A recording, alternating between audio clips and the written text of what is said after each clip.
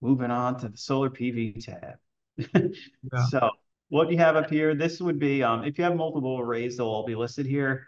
And you'll see the array, the DC to AC ratio, the inverter AC nameplate. If you have the inverter manufacturer and solar modules listed, you'll see that here, as well as the tilt and the azimuth. So this is all that information that we use with and partner with Solcast to calculate, hey, what is my actual generation? What should I be expecting here?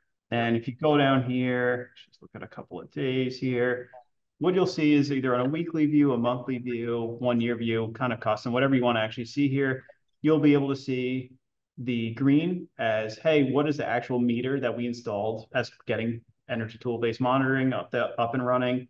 What is that actually measuring? And then you'll be able to see the blue with, hey, what do we predict like we should have been producing?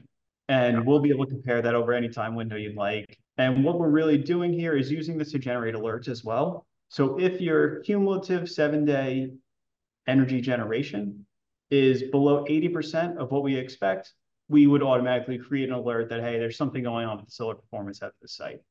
Makes sense. Cool. And that's irrespective of the weather data, I assume, right? Or because with It the incorporates, yeah, the actual weather at the site as well. okay, got it. Yeah, and then you could also see some high-level statistics about where's the actual energy usage for my site come from. So this site has 43% of its energy being fed by its own internal solar PV system, and then it's importing 57% of its energy. And then when the solar actually is generating, where's that solar energy actually going? So 55% are going either to the power the site or charge the energy storage system. 45% of this is actually getting exported to the grid. Is it the And same site? yeah, this is all the same site. And then down here, what you can see is you can pick whatever range you want, but you can see the green is, again, this is what our equipment's picking up, actually measuring at that site. And then the blue is what Solcast is predicting we should be outputting basically at the site.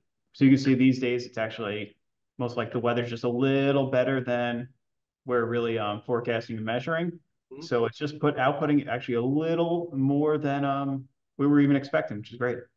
And does this site have battery? Like if when it says grid export 45% up above, is there a battery export? Yeah. So if we Oh, actually go over I see to that. So battery it tech, says grid export, but it is really potentially going into the battery if there's a battery too. Is that so, fair so to if say? the solar is generating, if it's going to the battery or the site, we kind of bucket those together into this I darker see. one. Oh, site ESS. Yeah, there you go. And if Got it. it's actually just the solar generation itself actually being directly exported to the grid, that's where you'll pick up this 45% Oh, grid. and this is real time right now because we filled up the battery. That's why it's going into the This grid. is the 1 week view here. Oh, I see. Oh, wow. Okay. Got it. Yep. So much is going to the grid and probably at a really low value. That's Yeah. interesting. Yeah, really interesting. Yeah, Good to and know. then heading over the battery tab, it's very similar to our solar tab actually. Yeah. So what you can see here is, hey, what's the total system configuration? So basically, this site has multiple energy storage systems on it, but what's like the cumulative storage system actually look like? So this is a Yeah. 240 kilowatt, 532 kilowatt hour system, and it's made up of these two individual ESSs. Then down here, what you can track is the equivalent battery cycles. So if you have any kind of, if you're doing SGIP or you have any kind of like incentive reporting where you need to track, like make sure your battery is actually cycling to meet whatever requirements you might have, this is where you can track that. And then Mhm. you could kind of do the same thing here. You can see, hey, when I charge my storage system, how much am I actually importing from the grid to charge that system? And how much is coming from the solar system? Same thing. If you have any kind of like incentive reporting or anything like that, where, hey, this storage system must charge from solar only, this is where you can really verify all those details. And then similar down here, you can see when energy comes out of the battery, where's it going? 75% of this is being said offsetting my actual usage at the site. And then 6% is going to grid export, and then 18% losses. So just the round trip efficiency losses. If you have HVAC units that are running to kind of keep the system cool, anything like that, that all contributes to that bucket.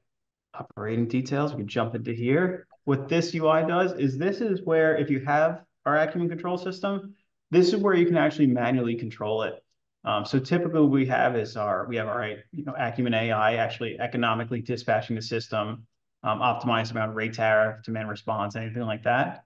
But if you had some kind of event where, you're predicting grid outage due to wildfires or, a hurricane's incoming or anything like that, where you want to say, hey, stop economic dispatch. I just want you to charge to full power. This is where Yeah. you'd be able to do that. So you'd be able to just go in and say, hey, I want to override what the system is planning on doing. And I just want to charge to 100% power and just stay there for the rest of the day, just in case, we have to go into like some kind of microgrid or backup. So this is kind of like the interface to the ETB Acumen module. Exactly. Yeah, this is Got it. kind of like the manual takeover of Got it. the Acumen system.